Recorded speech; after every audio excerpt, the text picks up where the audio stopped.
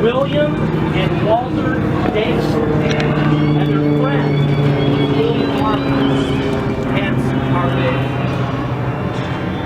What I find interesting is there's only one friend, and he got the Harley part. So they must have been really cool brothers. So they decided to motorize in 1901 a bicycle, and they built it in a very, very small shed on one of those guys' property, and the rest is history. 111 years later.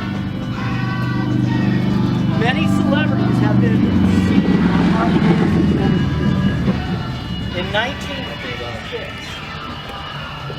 a celebrity was featured on the cover of Harley-Davidson magazine. But that is going to extend the life of your tires. It's going to prevent any front end wobbles.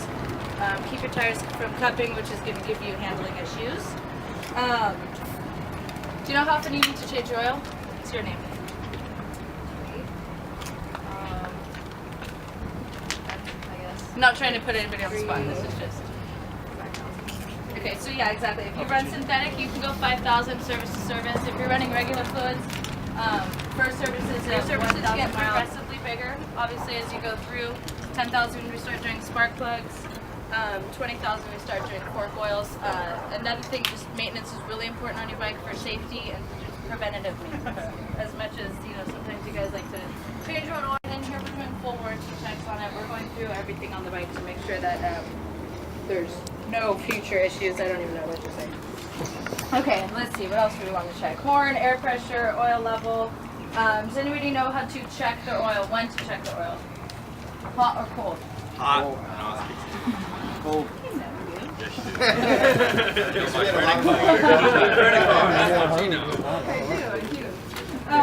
Okay, so yes, hot on its side stand. You also want to check it obviously before you ride. If it's out, it's not going to be hot, but you want to check it cold. Just make sure it's at least registering on your dipstick. If it's not registering on your dipstick, add a little oil. If you add too much oil, and a common issue is it starts coming out of your breather.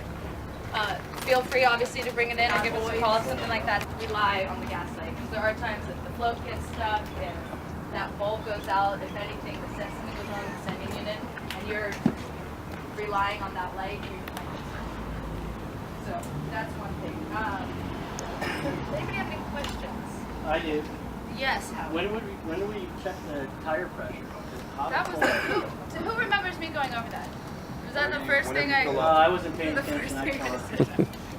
No, I recommend changing it every time you get gas. What's the advantage of having a blinker on each side?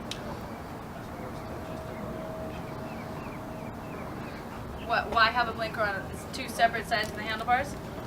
So that people can see if it's the left or the right. When you activate the blinker. Well, it's going to expand when it's warm, but usually when you ride to the gas station, my guess is that it's been warmed up a little bit, and by the time you get to the gas station, it's a great place to check it. Oh, good. Yes, I guess if you did it at home before you went out, that wouldn't be the best time to check it. I mean, good, but that's... Any other questions? Is there anything I didn't go over? Obviously, make sure nothing's hanging. Air pressure, fuel level, hanging parts. Axle bolts, I can't really show you as much on here in the front because it's not, but make sure your axle bolts on.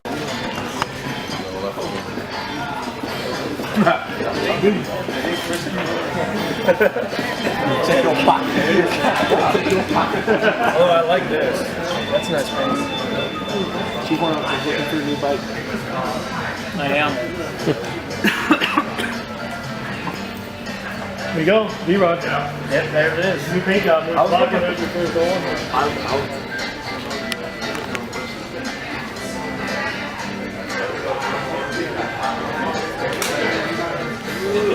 That'd be good. I like that. Oh, yeah? I'm not going to pick it up.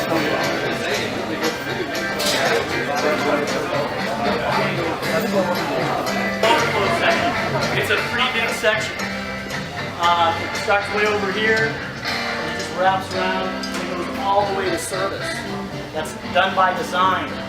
It's to constantly pick and do a reach around and grab your wallet.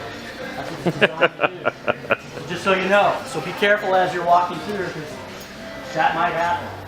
This is Valerie. This is Claire. I should meet you all. I've got in my hand Semper 5 US dealer. For that matter, has a software where you can go in, type in what you want, what color, what year, whatever. It'll just show up and show you one thing. And that's kind of how this happens. But for the most part, 99.9% of the time, in fact, the size that we have, the price that we have, we're going to find your price. We've got $1.5 million of price between this one and this one. So we've got a lot of bikes. As you can see, you got all the models. Has anybody here ridden the Harley-Davidson? What model? I'm down the street like no? Well, actually, you know what? Neither am I. Surprisingly, neither am I. And I'll tell you what.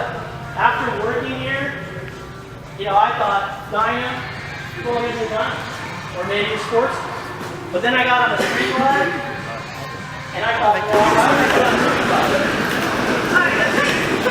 They're not going to get my well, 20 miles all the way up here. And so they send the cops to the first day, which I thought was pretty funny. I said, why didn't you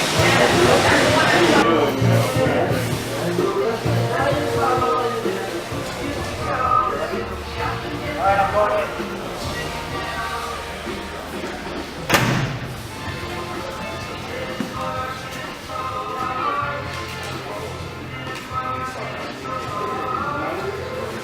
Can you guys hear me back there? Yep. Okay, the room that you're in right now is unfortunately the crash room. As you can see, it looks like a showroom, which ain't good. Anybody want to guess how many bikes a month, how many here from being crashed? 30 bikes a month on average. That's basically every day someone's wearing a bike being crashed. And as you can see by some of these bikes, crash is worse than others. It doesn't take much to mess up the bike going 5 miles an hour. Just knock it over. And that's a problem. Especially if it scratches chrome. Really take it out. So these are all crash bikes.